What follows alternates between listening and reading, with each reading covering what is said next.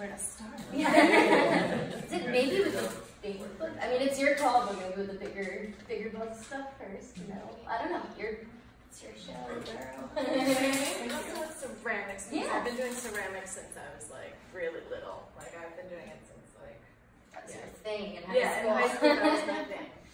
And when I went to college at Rhode Island College, I did a BFA in metal smithing, and they had to have like a little side art thing, so I chose ceramics for the side.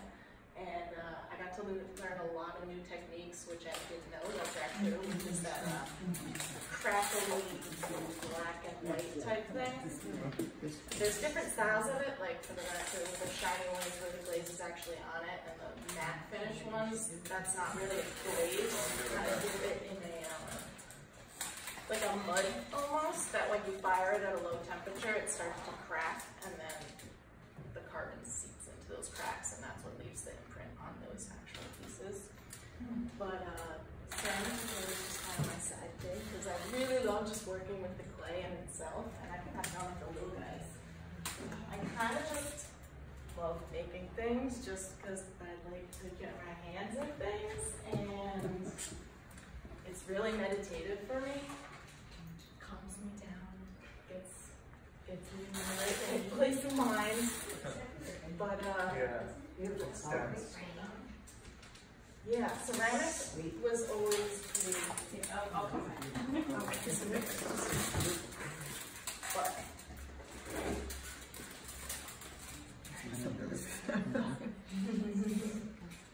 okay.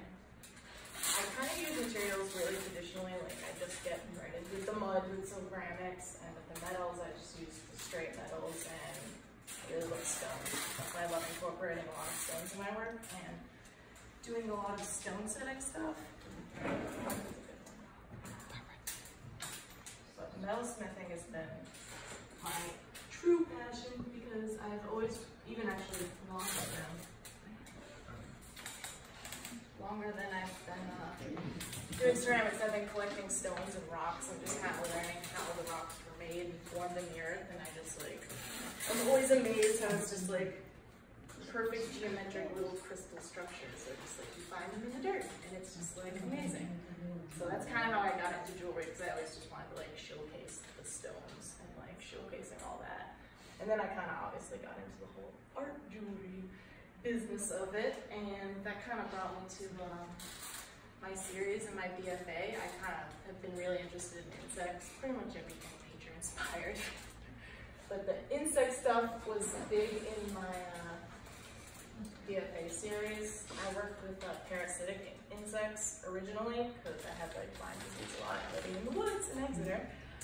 But I soon moved over to beneficial insects, which would be the bees. That was like my final BFA thing. And the whole series kind of was focused on how, like, obviously the bees are dying and not people are doing much about it. So I was just trying to create a series that like visually showed like maybe like the weight of the struggle and the constrictingness that they would be feeling as a species, and just kind of bringing it to the forefront of the idea.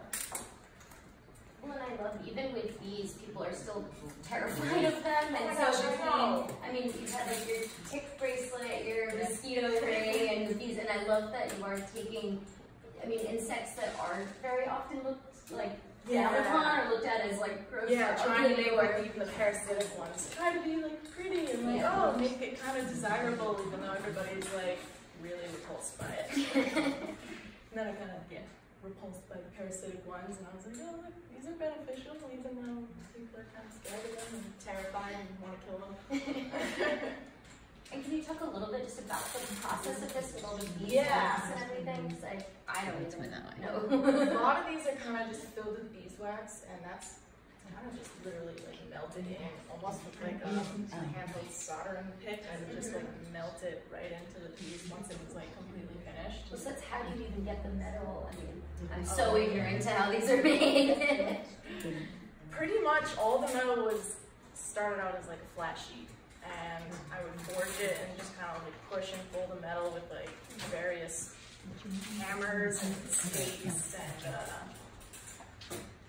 keep having to like, every time you move it like a little bit, it hardens, and then you have to anneal it to soften it back up. So every time you move it a little, you gotta consistently be like making it want to give.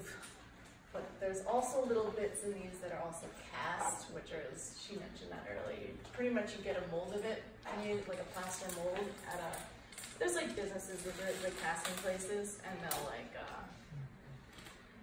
yeah, they'll fill the mold with the wax, and then burn it out and like fill it with whichever metal that you wanted. Like these are bronze, but to get a lot of my patternings in is pretty much, there's a repoussé technique where you have like a bowl of pitch, which is kind of like tree sap type stuff, and it's like really rigid, but it gives like just enough, so when you put the metal on it and hit it with a hammer, it gives just enough for the texture and like design that you want to put in.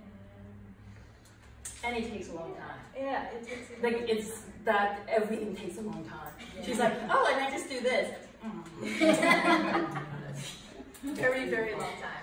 That's where it's like, yeah, it moves a very little bit, and then you have to heat it up and reclean it all, and put it back in, another little bit, and just kind of keep going. That's where it's like, I like the process of things a lot, because it just takes a long time, so I'll just be focused and not thinking about anything, just working away for like hours on end.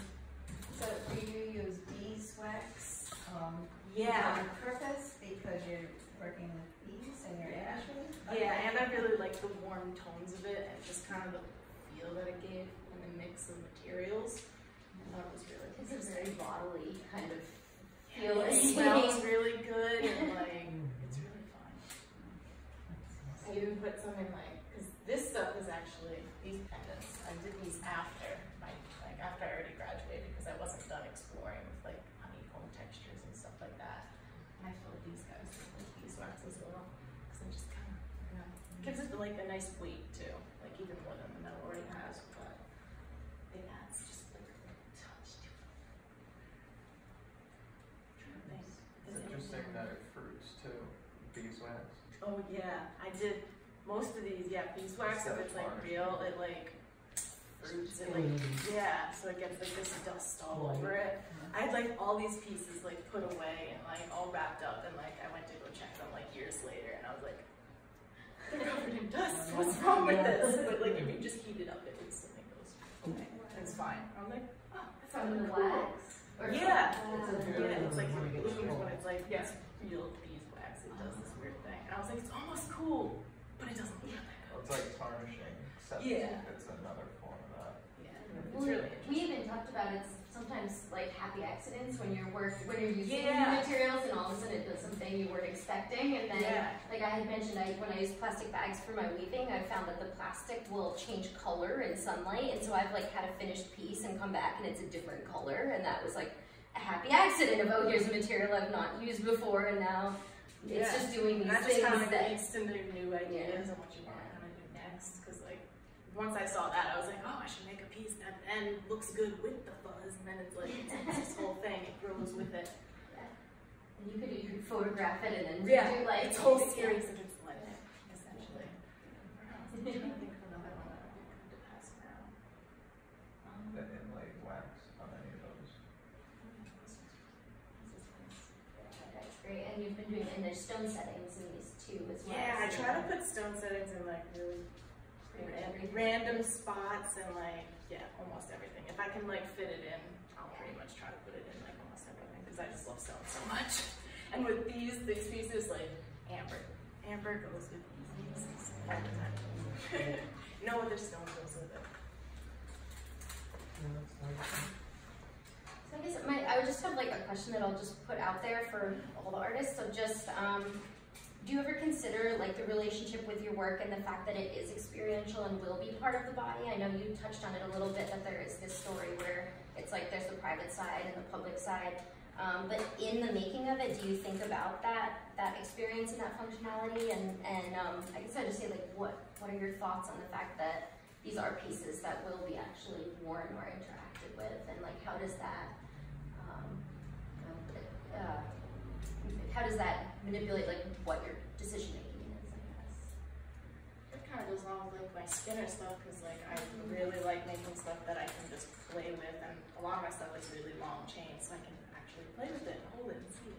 Like constantly, so it's like just a little spinner thing, or just even your sweater braids. yeah, just things that I can always be touching and like playing with as like just a thing to ground you.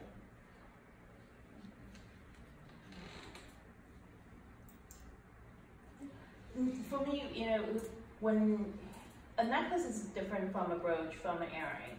So when I make an earring, like those guys, for instance, that I've shown you guys before, because the material itself was so light that I could go much larger than that of the real metal, and still have it be really comfortable when it's worn and be really free and does everything that it's supposed to do, interact with body and gravity.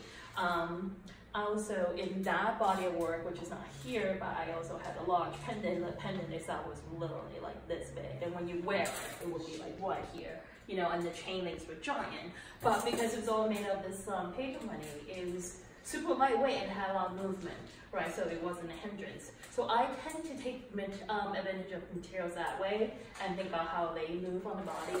Earrings are pretty much just linear, you know, and brooches for me is always a special place because you wear it so close to your heart. So I have different themes that I use for that. And this piece, it's stitched onto the canvas, but these are layered silhouettes of Phoenix. So when you wear them, they almost kind of a little bit like armor-esque, and it's layered, the chain links underneath that makes it flexible. So I do think about the placements and how it interacts with your body when I think about the format that it will be in. Yeah. If we don't have any other questions, I'll open it up for questions, but I guess my final little statement will just be, it was really interesting for me looking at how fashion design, jewelry design, even like houseware, ceramics, things like that, give a person this ability to kind of create their own image, create their own identity. I actually started thinking a lot about almost self-branding, and that you can create whatever persona you want based off of the materials and the clothing, the jewelry, the things in your life that you very selectively choose for yourself. And so my big thing that I guess I want everyone to take away from this is to just sort of start considering the things that are around you, the materials that you're wearing, the materials that are in your home, thinking about how things can be functionally used, you know, repurposing things rather than just, you know, we're in this culture of just throw it out and buy a new one for anything almost, you know, clothing or jewelry or things in your home. And yeah, I've just been really fascinated in sort of this idea of stories and almost the romanticism behind the objects that we curate in our lives and on our body. Yeah, but I don't know if there's any. I'll just open it up for any questions if anyone has anything. I think we've covered most. Yeah. Can we clap? Yeah.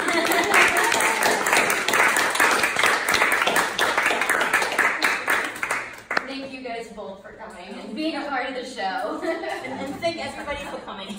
Yes, thank you all for coming for Artist Talk tonight. And we always mention thanks to like our friends of Hera and Riska helping make all of this happen. The friends of Hera. Yeah. Yeah. Our community keeps us going, so thank you all.